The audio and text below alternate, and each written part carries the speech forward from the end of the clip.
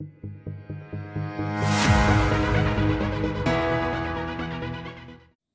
YouTube, welcome back to another video. We're trying a different setup today, okay? I'm in my kitchen. It is far too cold for me to sit in the car. Anyway, this video was inspired by my youngest daughter when I picked her up from school yesterday, and I thought we could look at talking about trauma in children, okay? So she gets in the car and I'm asking her about her day and who she talked with, and she starts telling me about this little girl in her class that's known for telling huge, whopping, great big lies. And she was sharing other stuff with me about this child, and it took me back to my own childhood, okay? And now I'm not saying that this child is any kind of anything in relation to me. It just inspired me to think of something that I thought was, interesting or important to share. So, children of narcissistic parents, okay, they often can be at school a bit mean and tell lies, okay? Within ourselves as children, when we're children, it's important that the parent or the caregiver mirrors back to us our sense of self, okay? And the way that the parent would mirror back our sense of self is by, for example, if we fell over, okay, and we go crying to our parent. Now, my parent would have just shouted, "What are you crying for? Shut up. It's not that bad. Get over it," okay? If I burnt my hand, okay, I was told, "Well, you shouldn't have been so stupid. What are you doing? Why were you doing that? Why were you over there?" If I came home from school and said a teacher had been mean to me or cruel or a child had picked on me, my parents' response would be, "Well, you must have done something to deserve it," okay? And hearing that over time, okay, because as children, we are empty vessels, we're like sponges. We soak in who we are by the people that are around us, okay? If we consistently do that to a child, don't validate them, okay? We don't ask them questions how their day was. We don't validate their sore knee when they've fallen over or their burn on their hand, or we don't validate them when they're telling us about a teacher that was mean to them or a child that was hurting them. If we don't validate that to a child, they end up without a sense of self in later adulthood, okay, which then can lead to other issues, depression, anxiety, addiction, all kinds of like sad things, okay? So anyway, this mirroring back to the child, if it doesn't happen, if those milestones aren't met, and it doesn't just have to be an abusive parent that doesn't mirror back those important parts of the child to the child, because often, even in normal homes, our parents were busy, they were always at work, they were tired when they got home. So, often if a child was complaining, sometimes a parent would be flippant and miss things and just, not validate their child and what they're trying to communicate to the parent. But what happens is if that's consistently done throughout childhood, the child is always turned away and rejected. When they get to be an adult, like me, okay, for example, we don't have a sense of self, and we typically end up being people-pleasing type adults, codependents, okay, with no boundaries, and we are unable to validate ourselves because that milestone wasn't met in childhood. Nobody mirrored back our sense of self, because what happens is when we say to the child, "Oh no, did you hurt your knee? Oh, come here, let me look at it.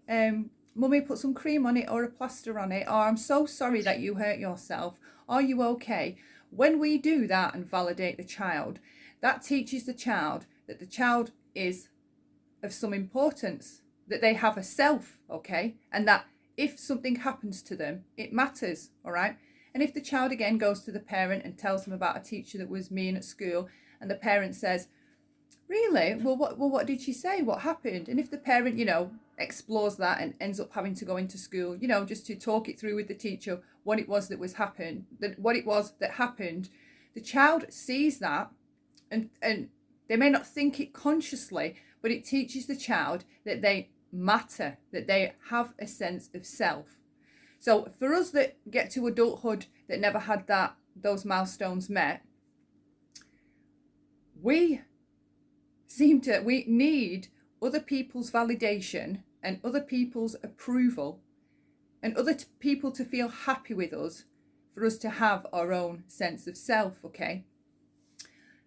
If there was trauma in childhood, and again, that wasn't validated, that trauma, that wound, stays within the child, okay?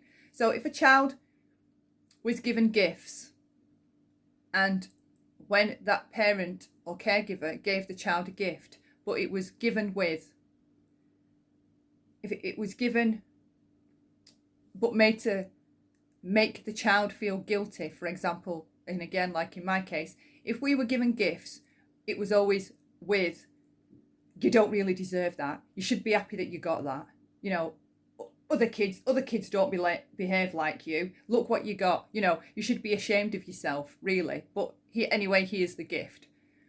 We associate receiving gifts or something nice with guilt. We feel guilt, and we often feel shame because, again, when those instances occurred in childhood, we were often shamed for them, okay? We always felt bad when we were given something nice. So again, when we get to adulthood, and definitely in my case, I know I still struggle with that, working through it and, you know, being proactive with it, but I've always struggled with that. It led to me not being able to ask for help because of the sense of toxic shame that would stir up inside. It would make me feel shameful or guilty that I shouldn't be doing that, okay?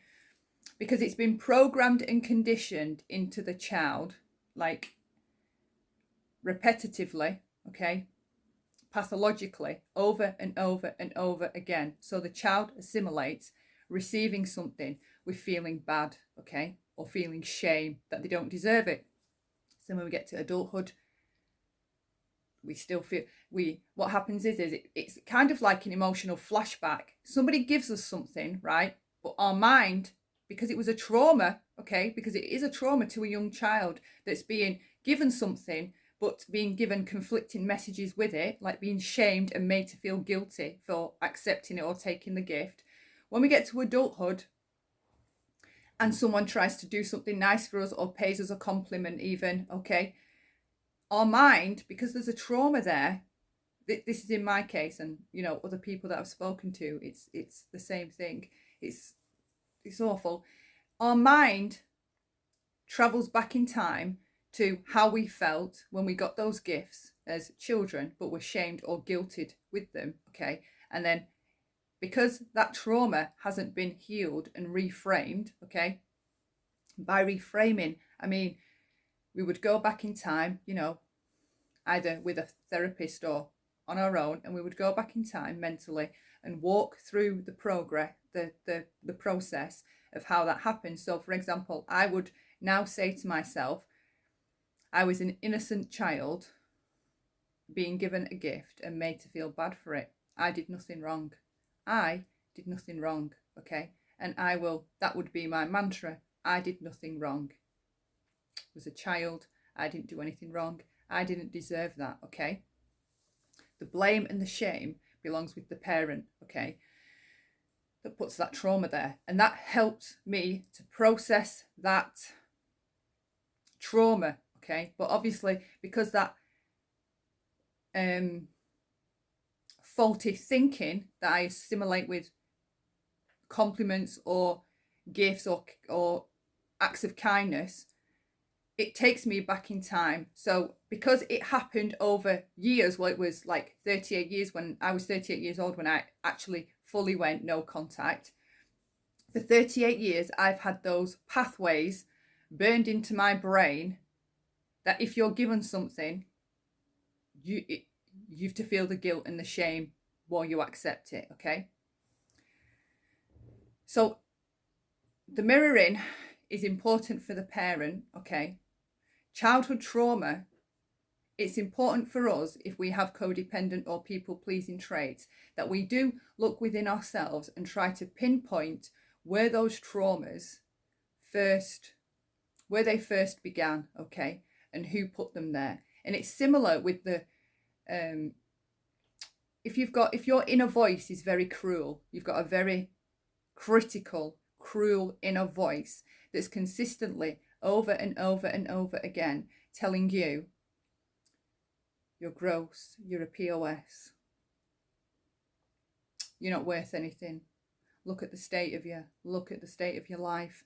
You're a mess. No wonder nobody loves you. If your critical voice is telling you that over and over and over again, of course your mind believes it, okay? Because what we feed in, the mind believes. And the thing with the critical voice is, a secret of the critical voice, it's not actually our voice. Because if you look at children and how children are, they don't dislike themselves. They don't hate themselves. They're like a blank canvas, okay? Somebody puts that voice, the voice is implanted. The negative self-talk is implanted, okay?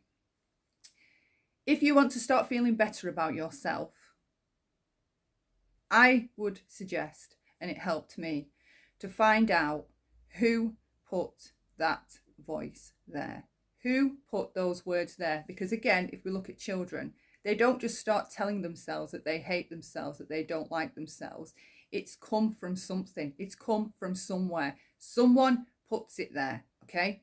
And it's not about blaming or hating, okay? This is about self-enlightenment and awakening.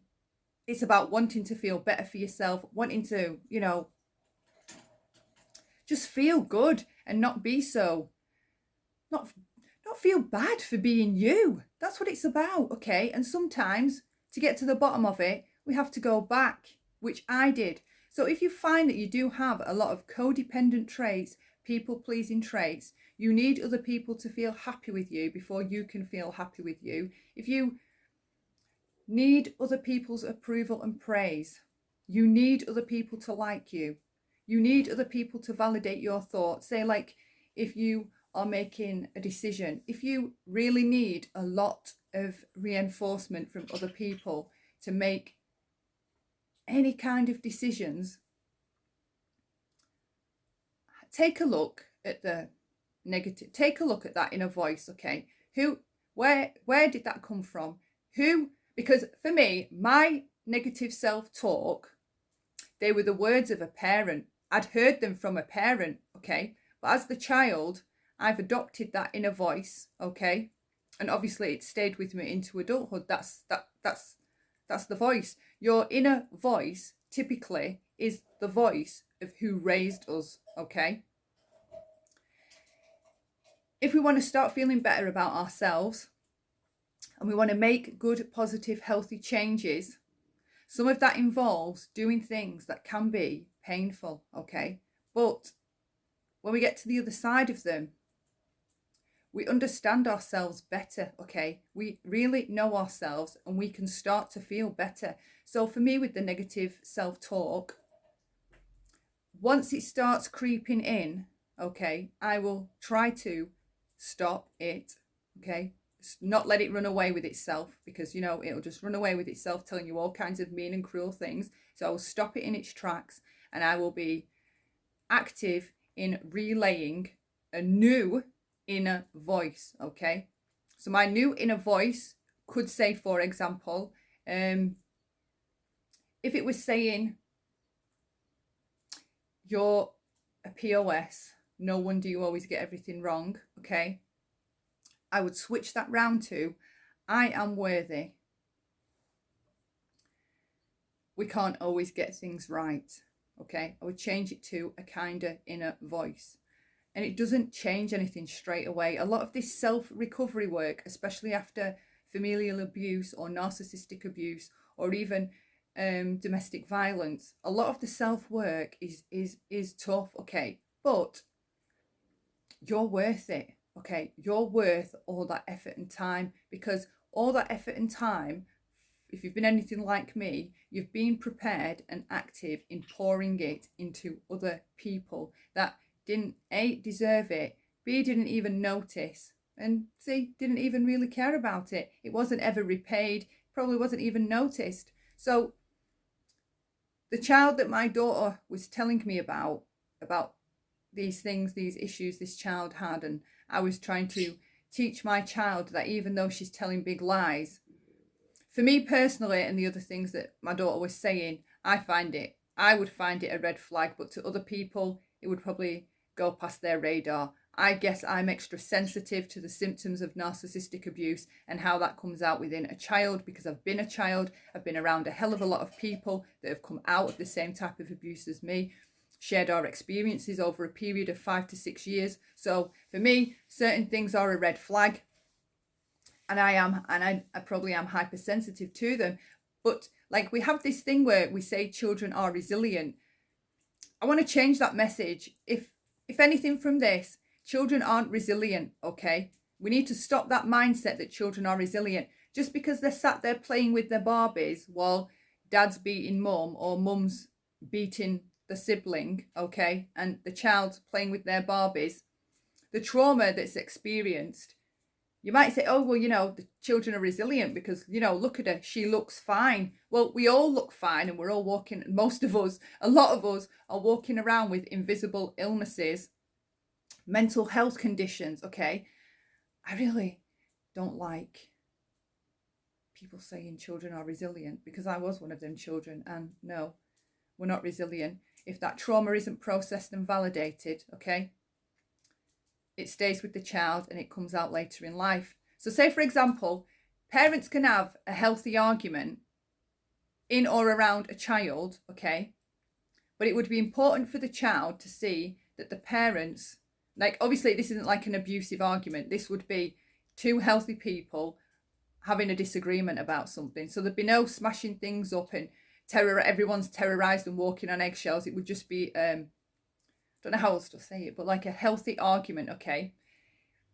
The parent ideally would go back to the child and just say, Mummy, sorry you had to hear her shouting at Daddy, okay? Did it upset you? And then you would let the child explain how they felt about it. And then you would say, well, we have made up now and everything's okay. Mummy was a bit angry and she shouldn't have been that way. I'm very sorry if it affected you, okay? That would be helping a child validate what they've just witnessed and processing it. Because trauma, when it happens, now I can't get into all the scientific side of it, but trauma, even though we may forget it, okay, it goes into the limbic system. It goes into a different part of the brain and it's stored there, okay? And the symptoms of our trauma do come out later in life. They do. So I guess this is just a chat, okay? Trauma in childhood is important. It's important that it's validated and the child is helped to process it, because that is exactly those instances in childhood. They're important milestones of when the child starts to develop their sense of self. And a lot of us get to adulthood and we don't have that sense of self. And how this ties into the narcissist is, because we don't have a sense of self, because we aren't aware that we're even, allowed to have emotions, express them, that we're allowed to have all our own ideas and be an autonomous human being. We're often children of abuse. We're raised to always be seeking to appease the abuser in order to not be abused, okay? And that consistently continuing all the way through childhood, how could it not lead to us picking an abuser for a partner, okay? Being drawn to the same types of emotionally unavailable people that our parents were, okay? So mirroring our children is important. Processing, helping them process and validate any trauma or any, talking to them, acknowledging them as a little human being, okay? What we put into our children is who they develop and grow to be. I know later in adulthood, they become our own choices. But for me personally,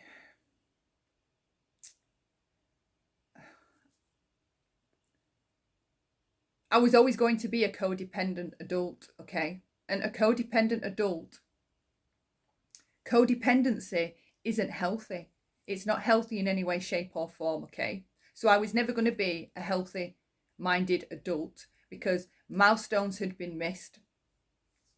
a lot of other things were going on, trauma, etc., and all that kind of thing. And then we end up in adulthood I can't even tell you how often, in the narcissistic survivors abuse community. I can't even tell you how many of us there are. I mean, go and Google some of the bigger channels or YouTube channels, okay? They've got hundreds of thousands of comments in the comment sections. There's thousands upon thousands of people all talking about the same thing that I'm talking about. This is a big thing, okay? And it matters to me a lot because I don't want a second wave of this. Loads of adults with unprocessed trauma. Many of us, I didn't even know until I had my awakening. I found what I found completely by accident that led to all this self-recovery, recognition of myself, who I am as a person, who I want to be as a person. Okay, it's important that we teach our children a sense of self because it matters in later adulthood, okay? And the amount of women and men, there's so many men, like this isn't like in the community, there's as many men as there are women that have a narcissistic mother or parent that have gone on to have terribly abusive relationships with narcissistic or other cluster B type women.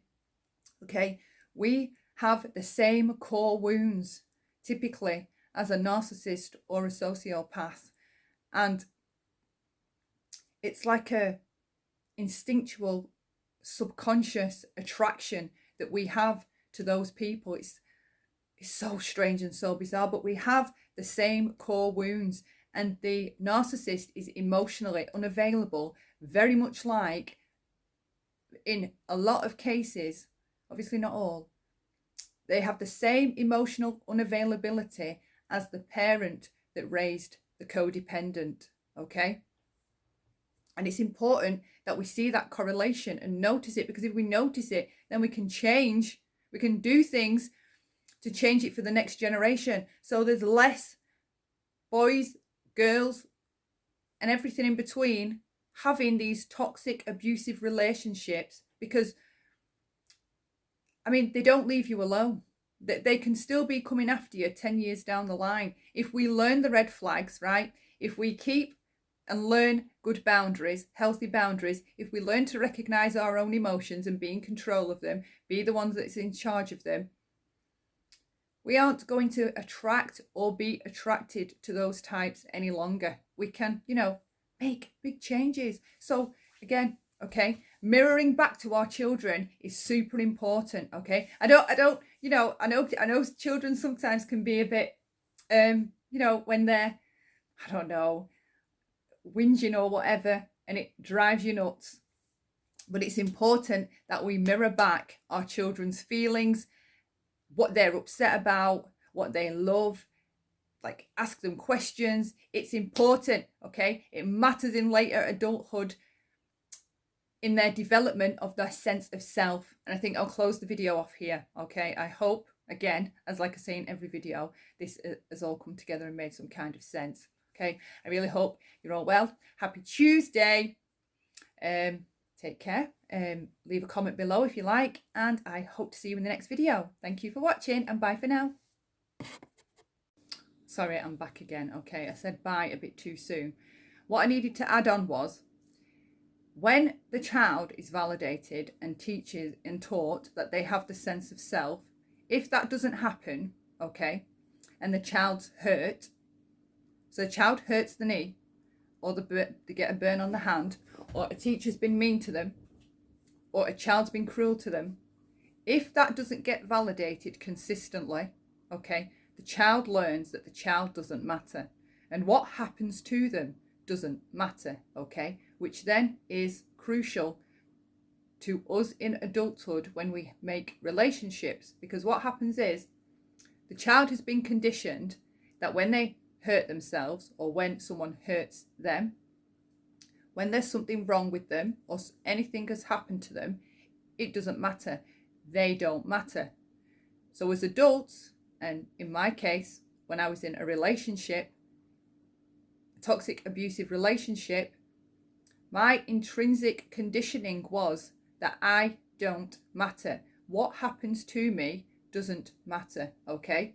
And that's important because it plays a role, in my opinion, in why we stay in abusive and toxic relationships longer, because we don't feel that what is happening to us matters. We've not been, and it's not just a thing that you can just learn in an hour. Oh, I matter, and the brain believes it because the brain has spent, well, in my case, 38 years being taught that you don't matter. What happens to you doesn't matter. Your choices don't matter. Nothing matters, okay? We don't care. And I've been taught that it doesn't matter. So we end up staying in these toxic and abusive relationships because our conditioning has always been that we don't matter. We're not taught that we matter. It plays a huge role, okay? So again, with the mirroring and the validating our children, it's super important. It's super important that we do that for our children. We validate them and we mirror back to them their sense of self, that they're important and that they matter. And we do that by asking them questions, ask them how they feel. Did you enjoy school today? Did you enjoy whatever today? How was it? Who did you sit with at lunch? How was your teacher? It all matters. It all plays a part because it teaches the child that they matter. We don't want another wave. Again, like I said in a few minutes ago, we don't want another wave of adult children having all the, I mean, you know how high domestic violence is. I think we can all play a part in helping bring that down by teaching the next generation what's acceptable and what isn't, okay? So that when they're adults, they are healthy minded and they make healthy choices. They don't allow, because the abusive parent teaches the child that what happens to them, because what happens to them doesn't matter. They just don't believe they matter. It's important that we teach our children that they matter. We want them to be healthy minded and have healthy relationships, because a healthy adult with good boundaries, at the first sign of abuse or at the first sign of, you know, a pattern starting of abuse or somebody being verbally, you know, horrendously verbally abusive, a healthy adult wouldn't put up with that. They wouldn't keep forgiving it and allowing it to go on, okay? Whereas the codependent, that's what the codependent tends to do. They keep foregoing the cruelty and forgiving the wicked behavior because they don't believe they matter. They haven't been taught about healthy boundaries and what is acceptable and what isn't acceptable. So again, with our children, if someone hurts our child, we tend to tell our child, that was not okay, what that child did to you. That is awful. They are so mean, okay? They're not going to get away with that. I'm going to go and speak to their parent. I'm going to go and speak to their teacher. Whatever, we teach our children that they matter. So that's it, okay? So I'll say bye for the second time. This is the final time, okay? Take care. Thank you for watching. Bye for now.